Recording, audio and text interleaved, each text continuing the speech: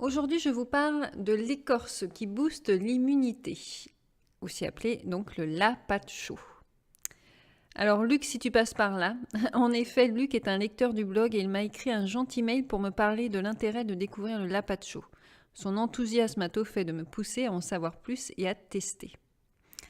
Je fais toujours cette aparté, mais c'est important. Attention, je ne suis pas médecin et vous êtes l'unique responsable de vos décisions et engagements pour votre santé.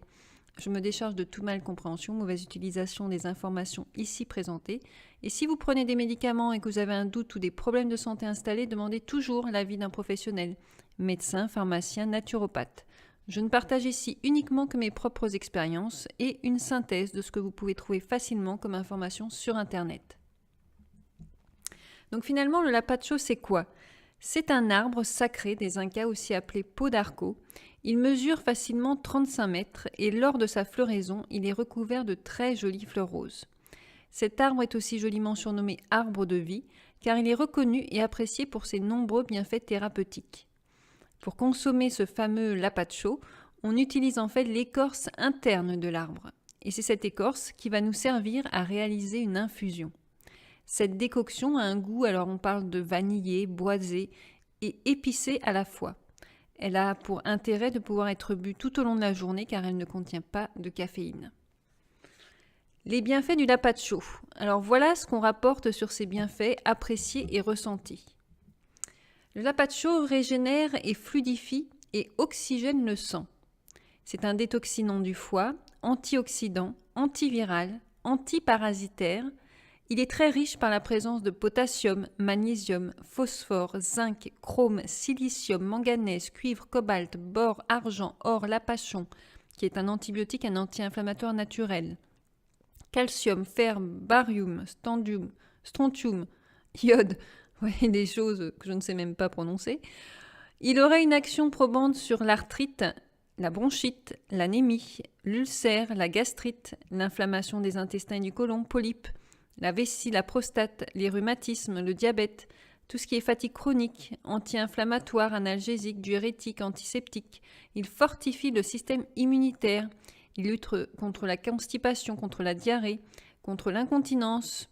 Il serait efficace contre les maux de gorge, contre le candida albicans, aussi pour lutter contre les langues blanches et chargées, et tous les problèmes de peau, acné, eczéma, psoriasis, etc.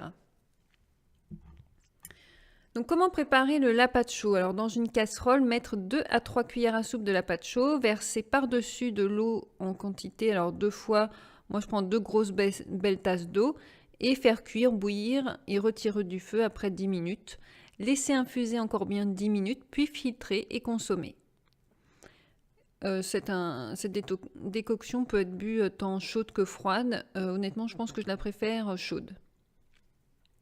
Pour ce qui est des contre-indications, important de noter, la consommation de lapacho est interdite aux personnes qui suivent un traitement anticoagulant, donc tous ceux qui prennent des antivitamines K, aspirine, héparine, etc. et ou qui souffrent de troubles de la coagulation, aussi appelés les hémophiles. Donc dans ce cas-là, on ne touche pas au lapacho. Combien de temps pour réaliser une cure ? On est toujours sur une base habituelle pour tout ce qui est cure, c'est-à-dire 21 jours à 1 mois. Et ne pas hésiter, a priori, à faire une pause de 1 à 2 jours par semaine pour que le corps ne s'habitue pas. Et en effet, il est plus conseillé de consommer cette décoction infusion à distance des repas. Disons que c'est la meilleure façon de la consommer dans tous les cas. Alors mon expérience, autant vous dire, j'ai été surprise par son goût que j'ai très vite apprécié. Alors au premier abord, moi ça m'a fait penser à un goût plutôt proche du rooibos, mais finalement cela reste bien différent et on retrouve donc les tonalités de goût que je vous ai citées tout à l'heure. Cette décoction de lapacho est agréable et facile de préparation, en tout cas, rien de compliqué. Et je m'en prépare, comme je vous disais, la valeur de 2 belles tasses pour la journée. J'en consomme du coup 1 tasse le matin et 1 tasse l'après-midi. Dans mon cas, c'est largement suffisant. Dès la première journée de prise, j'en ai vu les effets sur ma langue. En effet, moi, j'ai une langue parfois chargée du fait que j'ai une gastrite chronique.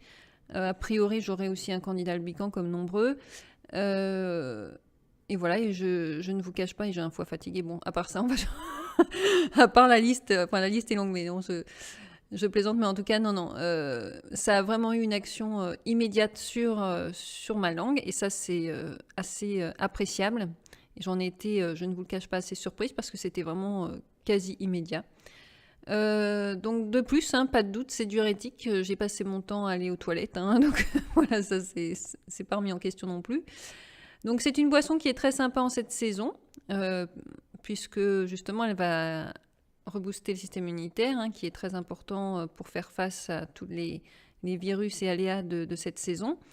Et donc comme je vous disais, ça permet aussi de lutter contre de nombreux maux, hein, qui sont très diversifiés. Et beaucoup de gens en disent vraiment que du bien et n'en font que des bons retours. Mais comme toujours, hein, c'est à chacun de faire sa propre expérience et d'en apprécier ou pas les effets sur sa santé. En tout cas, dans mon cas, c'était une belle découverte. Mon Lapacho vient, je crois, c'est Gaïa, les jardins de Gaïa. Je sais qu'il en existe d'autres sortes. Je crois même qu'on en trouve en comprimé. Mais moi, voilà, c'est vraiment sous cette forme brute que je le consomme.